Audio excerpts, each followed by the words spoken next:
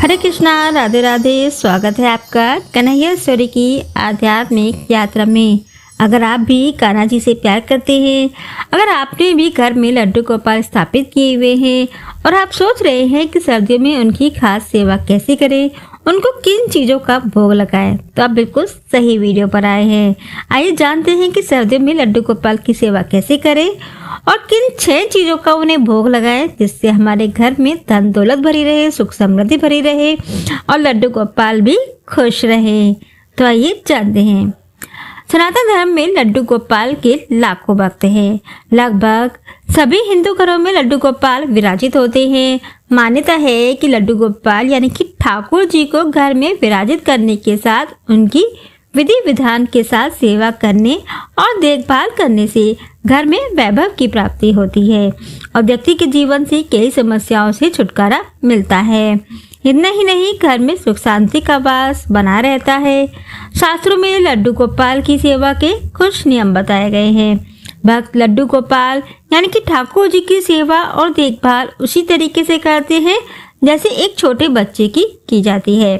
यही कारण है कि मौसम के अनुसार बच्चों की देखभाल में बदलाव आता है, वैसे ही लड्डू गोपाल की सेवा के नियम भी बदल जाते हैं। शास्त्रों में ऐसा बताया गया है कि लड्डू गोपाल को मौसम के हिसाब से ही भोग लगाना चाहिए। इतना ही नहीं, उन्हें नहलाने और खान पान की व्यवस्था भी मौसम के अनुरूप ही करनी चाहिए। तो आइए ऐसे में जानते हैं कि लड्डू गोपाल को किन चीज़ों का भोग लगाना चाहिए। उससे पहले जानते हैं कि लड्डू गोपाल को सुबह कब और कैसे उठाएं। सर्दी के मौसम में लड्डू गोपाल को 7 बजे के करीब उठाना चाहिए। हालांकि गर्मी के मौसम में आप लड्डू गोपाल को 5 बजे उठा सकते हैं, लेकिन ठंड में नहीं। जैसे आपको ठंड लगती है वैसे ही लड्डू गोपाल को भी ठंड लगती है, इसीलिए ठंड के मौसम में आप लड्डू गोपाल को थोड़ी देर से उठाइए। 7 बजे से पहले ना उठाएं। और माँ यशोदा तो उन्हें जब उठाती थी तो उनके सिर पे हाथ रख के उनको गरम गरम दूध पिलाती थी। नहलाने का नियम हमारे लिए, लड्डू गोपाल के लिए नहीं। लड्डू गोपाल तो बिना नहाए ही भोग लगा लेते हैं। वो नहाते बाद में है, पहले गरम गरम दूध पीते हैं तब उनकी आँख खुलती है। वो तो सो के उठते ही पहले मुंह पे उनके दूध लगा देती थी यशोदा मैया और तब धीरे धीरे वो उठते थे। नंद बाबा भी कहते थे कि लाला पहले नहा तो ले, लेकिन वो नहीं नहाते थे। तो इसीलिए ये सब भाव से सेवा अगर आप करते हैं तो लड्डू गोपाल को आप बिना नहाए भी भोग लगा सकते हैं। अगर आप नियम से भोग लगाते हैं तो आप उनको नहला कर ही भोग लगाएं। उसके बाद आता है कि लड्डू गोपाल को हम कैसे नहलाएं। तो लड्डू गोपाल को सर्दी में सुबह स्नान आप करवा सकते हैं, लेकिन ज़्यादा सुबह नहीं, जब धूप निकल जाए तब आपको उनको स्नान कराना है। धूप में ले जाकर स्नान कराएं और इसके साथ ही स्नान के लिए ठंडे पानी की जगह हल्के गुनगुने पानी का उपयोग करें। पानी में तुलसी के कुछ पत्ते जरूर डालें। इसके अलावा सर्दी के मौसम में प्रभु को चंदन का उपटन नहीं लगाना चाहिए, क्योंकि चंदन की तासीर ठंडी होती है। सर्दी के मौसम में गुलाब की पंखड़ों से बाल गोपाल को आप नहला सकते हैं। अब इसके बाद आइए जानते हैं कि सर्दी के मौसम में कैसे वस्त्र पहनाएं। तो सर्दी के मौसम में लड्डू गोपाल के साज श्रृंगार में भी कुछ बदलाव की जरूरत होती है। गर्मी में जहाँ उन्हें सूती वस्त्र पहनाए जाते हैं, वहीं सर्दी के मौसम में ऊनी वस्त्र पहनाने चाहिए। अब आइए जानते हैं कि लड्डू गोपाल को किन 6 चीज़ों का भोग लगाना चाहिए। नंबर 1, गरम दूध दें। सर्दी के मौसम में लड्डू गोपाल की देखरेख करते समय उन्हें गरम दूध का भोग लगाएं। इसके साथ ही अच्छा होगा कि अपने दूध में केसर या हल्दी मिलाकर भोग लगाएं, इससे वे जल्दी खुश हो जाते हैं। नंबर 2, गोंद के लड्डू। सर्दी के मौसम में लड्डू गोपाल के खान पान का खास ख्याल रखा जाता है। लड्डू गोपाल को सर्दियों में गोंद का भोग लगाएं। एक समय लड्डू गोपाल को गोंद का भोग लगाने से शुभ परिणाम मिलते हैं। इससे लड्डू गोपाल को ठंड नहीं लगती है।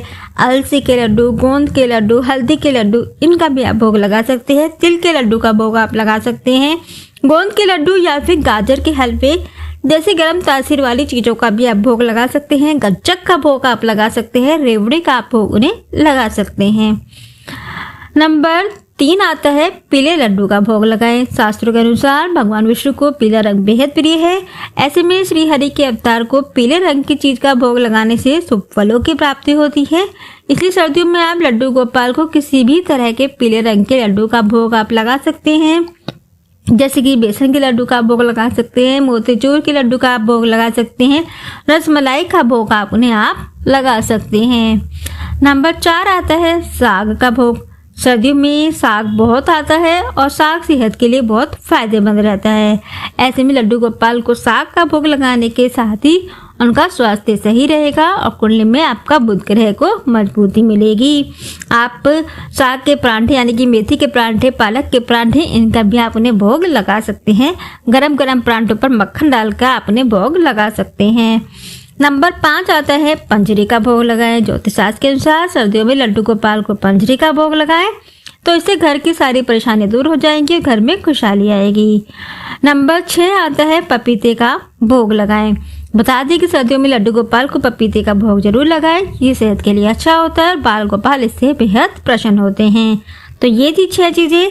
इसके अलावा सर्दियों के मौसम में शाम के समय में आप लड्डू गोपाल को चाय के साथ ड्राई फ्रूट्स का भोग लगा सकते हैं, गर्मा गर्म पकौड़ी का भोग लगा सकते हैं, गर्मा गर्म जलेबी का आप उन्हें भोग लगा सकते हैं, जिससे जैसे हमारी जीभ लपलपाती है चटपटा खाने के लिए, उसी तरह से लड्डू गोपाल का भी खाने का मन करता है। तो ये चीज़ें भी आप उन्हें भोग में लगा सकते हैं। अब आइए जानते हैं कि लड्डू गोपाल को कैसे सुलाएं। तो लड्डू गोपाल को सुलाते समय उनके बिस्तर पर गर्म चादर बिछाकर उन्हें शॉल से ढककर सुलाना चाहिए। इस मौसम में बाल गोपाल को रात के समय थोड़ा जल्दी भी सुला सकते हैं। दिन के समय में बाल गोपाल को सुलाते समय गर्म कपड़ों का ही उपयोग करना चाहिए। तो ये थी जानकारी कि लड्डू गोपाल को किन चीज़ों का हमें भोग लगाना चाहिए और किस तरीके से सर्दियों में सेवा करें। जय श्री राधे।